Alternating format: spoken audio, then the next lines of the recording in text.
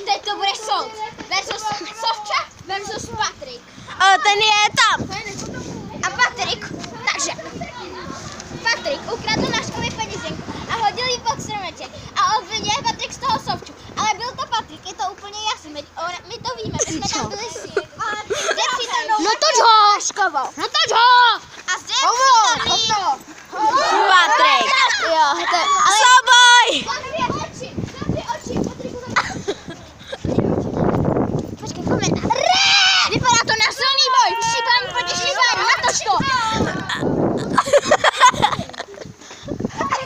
Patrik odchází. Počkej, teď to přiblížím. Jste přítomný. Patrik je nasranej. Můžete vidět, je tady odsud vidět. Až na té stránce. A on si ještě pořád nevšiml. Patrik to hledá, takže neodchází.